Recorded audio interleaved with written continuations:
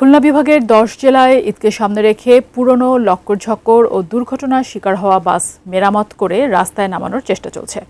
চলাচলের অনুপযোগী গাড়ি রং লাগিয়ে করা হচ্ছে নতুনের মতো। এসব গাড়ি হতে পারে মহাসড়কে দুর্ঘটনার কারণ। তবে পুলিশ ও বিআরটিএ বলছে মহাসড়কে ওঠার সুযোগ নেই এসব ফিটনেসবিহীন গাড়ির। খুলনা বিভাগীয় প্রতিনিধি মোহাম্মদ অসীমের তথ্যচিত্রে ডেস্ক রিপোর্ট। বিভাগীয় শহর খুলনার সোনাডাঙ্গা কেন্দ্রীয় বাস টার্মিনালের আশেপাশের গ্যারেজগুলোতে চলছে এখন ভীষণ ব্যস্ততা। বাস মেরামতে দিনরাত পরিশ্রম করছে শ্রমিকরা। ঈদকে সামনে রেখে মেরামত করা হচ্ছে এসব বাস। এর মধ্যে অনেক গাড়ি বেশ পুরনো ও লক্কর-ঝক্কর, আবার কোনোটি পড়েছিল বড় দুর্ঘটনায়।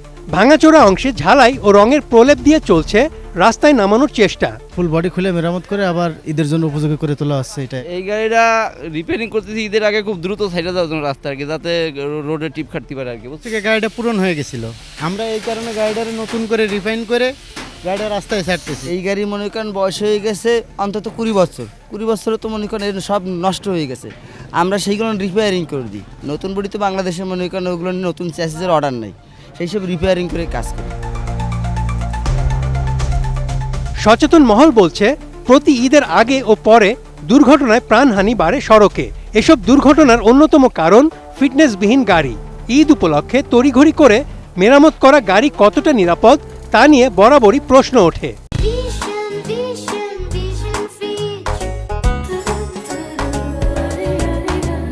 ফিটনেসবিহীন গাড়ি লক্ষ্যমাকা গাড়ি যাতে রাস্তা চলাচল করতে না পারে সেজন্য যে ওয়ার্কশপগুলোতে এগুলো তারা রং করে সেগুলো ওয়ার্কশপে অভিযান পরিচালনা করা, সাথে সাথে রাস্তায়ও যাতে মোবাইল কোড পরিচালনা করা যাতে ফিটনেসবিহীন গাড়ি রাস্তা চলাচল করতে না পারে। সেজন্য আমরা সেই মাননীয় মন্ত্রী মহোদয়ের নির্দেশনা মোতাবেক আমরা অলরেডি ওয়ার্কশপের তালিকা সংগ্রহ করেছি এবং ওয়ার্কশপে অভিযান পরিচালনা করা হবে।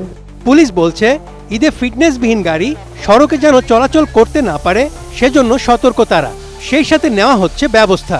ঈদের আগে যে বাড়তি চাহিদা তৈরি হয় গাড়ির, সেই জন্য অনেক অসাধু পক্ষরা এটা করে যে ফিটনেসবিহীন গাড়ি রাস্তায় নামিয়ে দেয়। তো এটার জন্য আমরা 20 রমজানের পর থেকে একটা স্পেশাল ড্রাইভ খুলনা জেলা পুলিশ ট্রাফিক বিভাগের পক্ষ থেকে আমরা কন্ডাক্ট করব। তো এই স্পেশাল ড্রাইভে রাস্তায় যত যে ফিটনেসবিহীন গাড়ি চলে তাদের গাড়ি চেক করা হবে এবং তাদের অবশ্যই তাদের মামলা দেওয়া হবে। মামলা দিয়ে এবং যারা রাস্তায় যদি না চলতে পারে সেই ব্যবস্থা আমরা করতে চাই।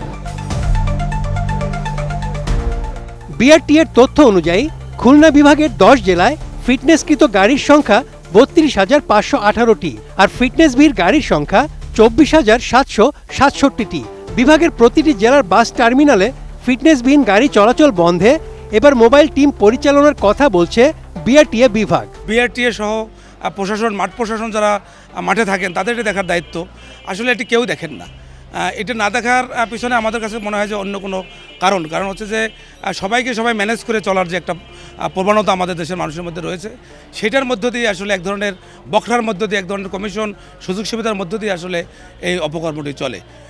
এবং যে কারণে যেটা হয় যে অনাকাঙ্ক্ষিতভাবে অনেক বেশি দুর্ঘটনাও বাড়ে, মানুষের নানা রকমের ভোগান্তি বাড়ে সড়কে, এবং সড়কে বিশৃঙ্খলাও দেখা দেয়। সংশ্লিষ্টরা বলছেন দুর্ঘটনা তো আছেই, পাশাপাশি প্রায় সড়কে বিকল হয়ে যানজট তৈরি করে এসব ফিটনেসবিহীন গাড়ি। মহাসড়কে দুর্ঘটনা রোধে কর্তৃপক্ষের কঠোর হস্তক্ষেপ দাবি করেন জেলাবাসী। Desk report, ATN news.